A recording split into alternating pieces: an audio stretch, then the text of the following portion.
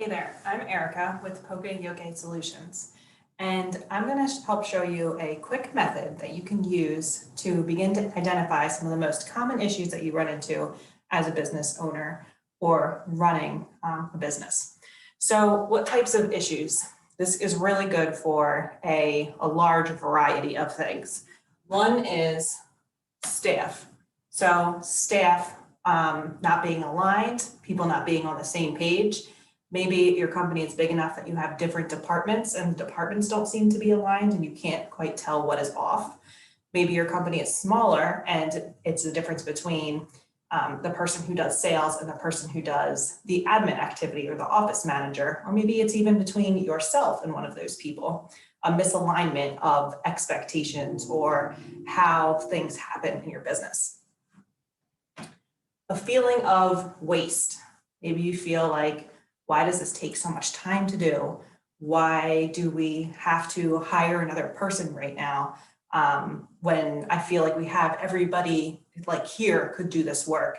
It's like a feeling of the waste of resources or a waste of time. Documentation. So a lot of people think that, and I'm listing documentation as a problem because it's this thing that happens in your head where you think, if I had documentation around this process, then we wouldn't have any problems because people would just have to follow the documentation. Or it's possible that you do have documentation, but you still have these problems and you can't figure out why. You can't just get people to follow the process. Something feels off. This is, I know it's a really vague thing, but as a business owner or a manager or whatever your title is, you know when something just doesn't feel right. When an employee does an activity and you're like, why does it, again, like a waste activity, why do I feel like it takes them too long to do that? Or why do I feel like maybe something feels off about like, I feel like we're getting so many leads in, how come none of them are converting into sales? Or we're sending so many orders out and we have someone who does collections, why does it take so long for that money to come in? It can be any part of your business. That's the cool thing about this. So I'll set a couple of rules before I show you what this method is. A few rules are, you have to pick a very clear start and end point. And a start and end point, I say, like, you can't tackle your whole business at one time. You have to pick one process or one area and start there. And then you have to pick a start and an end point of that process.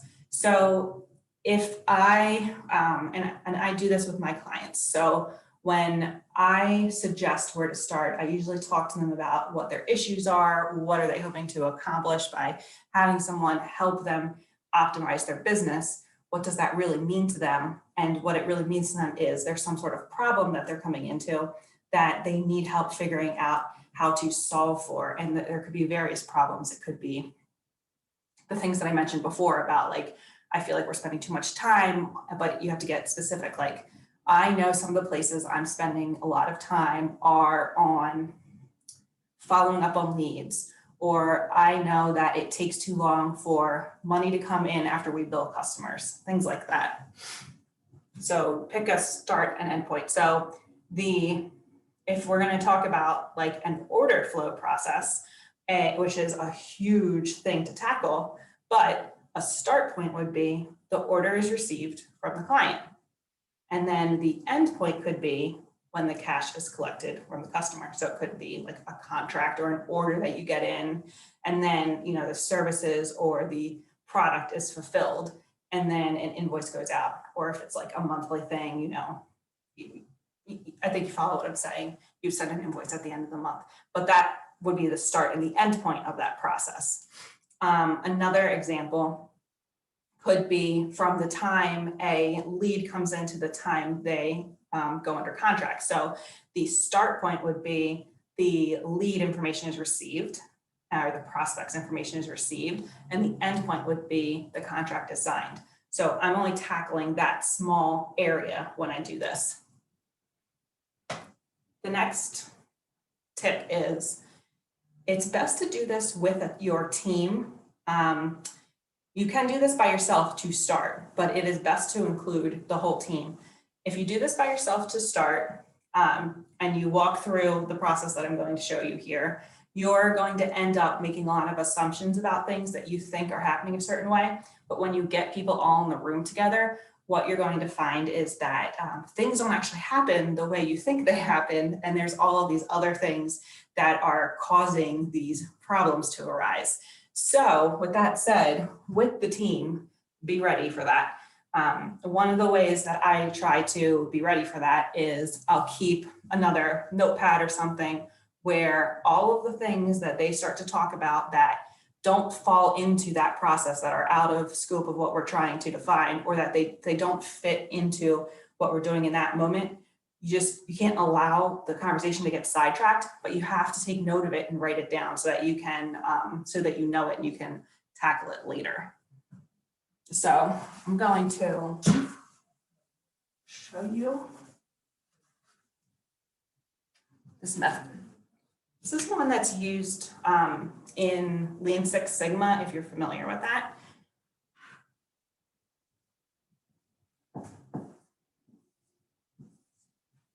Okay, it's called the SIPOC method. And SIPOC stands for supplier, input, process, output, and customer. I'll tell you why that's important in a second. In this example, I'm picking something very, very small, like a very small scope, a start and an endpoint that's very small, because you're going to see how it can get out of control very quickly, which is why it's important to define your start point and your end point so that you don't keep on going on this process, especially if you're facilitating it with a team. So the problem that I'm, like a couple of ideas are, maybe you feel like you are missing orders or potential contracts with clients. Maybe you feel like there's a lot in collections and you don't understand why it takes so long for people to pay. Maybe you feel like you're missing a follow-up on your sales leads in that process. So I'm going to start here with my start point is that I get the information for a prospect, and my end point is only going to be making an appointment with that prospect. And remember, you can use this process with like absolutely anything in your business. I'm just going to tackle this small little thing so that you can see how you would apply it, and then, you know, plug in what you would do for your business in here. So first thing,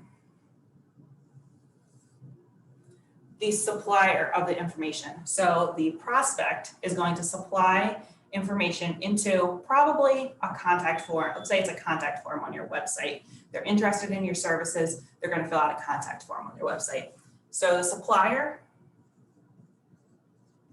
I'll read this in case it's too small, but the supplier is the prospect. The information is their contact info, okay? The prospect puts their contact info. They fill out the contact form. It's easy, right?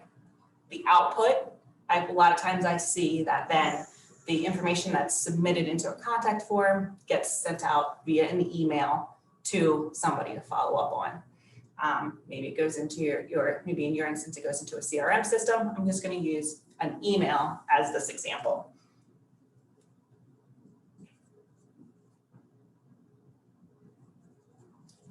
The info in an email. So the output is the info in an email. The customer of that information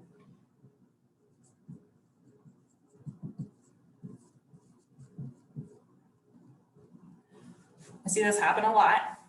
It goes onto a distribution list. It goes to several people at the company. In this instance, I'm going to say it goes to the admin and it goes to sales. It's two customers of the information. Two people are receiving it. We'll see why that's important in a second. The customer of that information then has to do something with it. So they become the supplier of the information in the next round.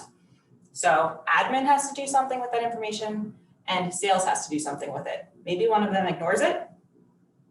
Maybe both of them ignore it because they think the other person's followed up on it. That's what you're going to see here.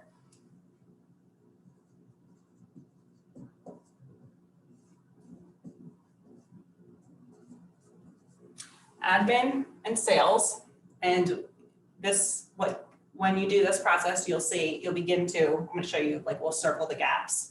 They take that info, same stuff, that customers, prospects contact info.